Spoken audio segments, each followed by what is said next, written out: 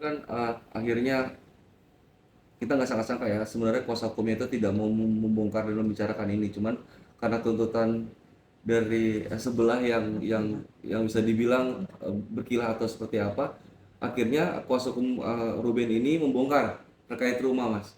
Karena sebelumnya pihak S ini bilang kalau isi rumah itu adalah dari pihak dia gitu yang membeli dan segala macamnya. Padahal faktanya kalau disebut Bang Minola ini yang membeli ini adalah semua adalah Koruben. Melihatnya seperti apa?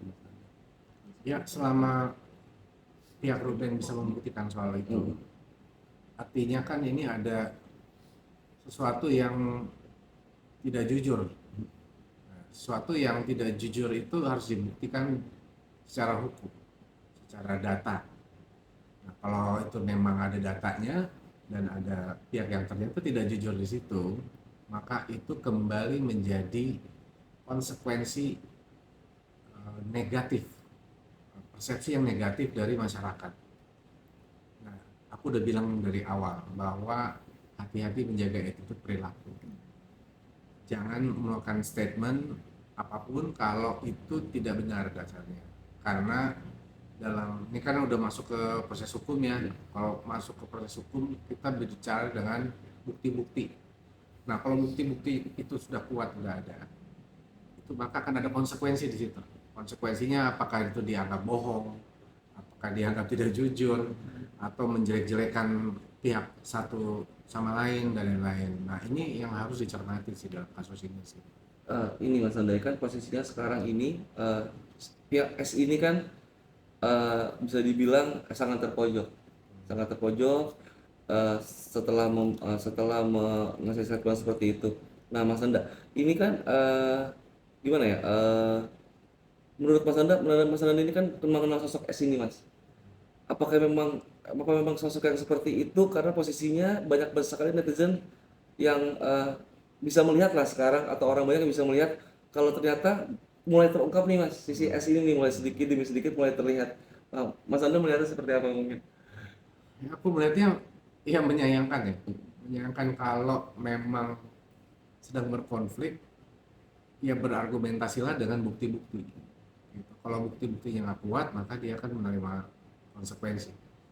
Segala sesuatu yang dituduhkan dan itu tidak terbukti, maka itu kan bisa dilaporkan balik sebagai pencemaran nama baik misalnya, atau lagi-lagi menjadi image yang buruk di mata masyarakat. Nah, itu kan harus jadi pelajaran sebenarnya. Kenapa sih nggak ngambil pelajaran dari sebelum-sebelumnya, dari kemarin-kemarin, dari awal gitu, dari awal banget kasus ini sampai terus bergulir nih ke soal rumah, soal isi rumahnya dan lain-lain. Yang menurut aku ini ada yang jelasinnya ya, itu balik lagi ke soal attitude sih menurut aku ya, dan niat baiknya mau kemana arahnya.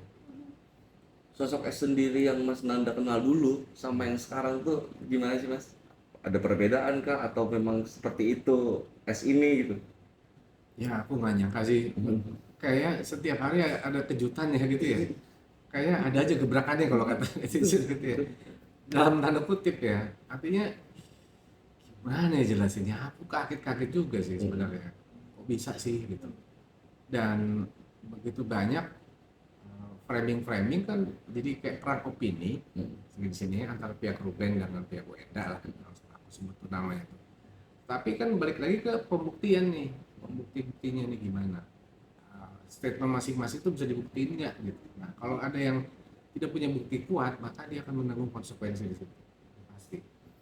Dan balik lagi sanksi sosial tuh, gitu, cancel culture dan lain-lain. Nah, kita udah bahas itu banyak lah gitu, dan udah ngerti kok sebenarnya mereka gitu. Kok gak takut ya dengan itu gitu. Itu yang bikin aku bingung, kok bisa ya ini, kok makin sini kok makin kesana ya. Tapi Mas Hamzah melihat Ruben yang saat ini seperti apa sih? Mungkin ada obrolan lagi kah pasca mungkin setelah podcast kemarin dan sampai kemarin juga bertemu perdana di persidangan sendiri mungkin? Aku belum ketemu lagi sama dia, cuma selalu dia tuh nggak pernah mau ngomongin kayak gini. Aku kadang tahunya dari media gitu. Itulah bukti ya, seorang Ruben bukan tipikal yang banyak ngomongin pihak sana gitu. Dan aku juga kaget dengan fakta-fakta yang dikeluarkan oleh kuasa hukumnya Ruben gitu. Ya ternyata Ruben segitunya menjaga ya. Sebenarnya dia juga bilang dia tuh nggak pengen makin membuat situasinya nggak enak dengan Wenda gitu. Dia masih pengen menjalankan co-parenting bersama tuh, mengasuh anak bersama. Tapi kok makin kesini kok makin situasi makin sulit ya gitu. Itu yang sayang banget sih. Gitu. Karena ini kan sosok G yang diduga kekasihnya S ini kan juga ikut semakin dalam nih Mas. Seperti yang Mas Nanda bilang tadi, makin ada aja gebrakannya gitu setiap harinya. Mas Nanda nanti gimana sih Mas ini ikut terbawa netizen karena adanya beliau ini? Ya, ya faktanya mau nggak mau terbawa ya karena banyak siaran langsung jualannya mereka itu ya kan berdua gitu ya, sering berdua gitu. Dan aku kaget lihat banyak potongan-potongan video yang waduh, wadidaw ngeliatnya ya, risih ngeliatnya gitu. Kok bisa ya kayak gitu, maksudnya itu kan aku malu loh ngeliatnya loh, bener gitu loh. Apaan sih gitu ya. Ya silakan ditayangkan dari cuplikan-cuplikannya, kita banyak lihat itu gitu. Kok bisa kayak gitu, itu kan nggak pantas ya. Itu nggak usah jauh-jauh ngomong ke soal dampaknya ke anak. Ngomong saya mana berjuang untuk anak-anak, tapi pada faktanya perilakunya tuh gimana kalau anak-anak lihat, bukan cuma anak-anak mereka gitu, anak-anak lain gimana, terus fansnya tuh gimana sih. Aku nggak ngerti deh sama fansnya. Oh maaf ya fansnya beliau-beliau ini, kalau sayang sama idola Anda itu, kalau sayang tolong diingetin gitu, bukan dibelain. Apapun yang dilakukan kita belain gitu sampai kapanpun gitu ya. Jadi setiap orang punya salah, punya hilaf ya Pak, diingatkan gitu, diingetin jangan sampai makin parah, kan kasihan juga idolanya gitu. Tadi kan Mas Nanda bilang saat video-video live-nya Mas, itu kan bukan berdampak hanya untuk anak-anak, buat satu Indonesia lah bisa dibilang kayak gitu. Iya. Eh, menurut Mas Nanda berarti hal yang tepatkah anak-anak akan ke Ruben nantinya? Kalau melihat video-video tersebut, apakah keputusan yang tepatkah nantinya?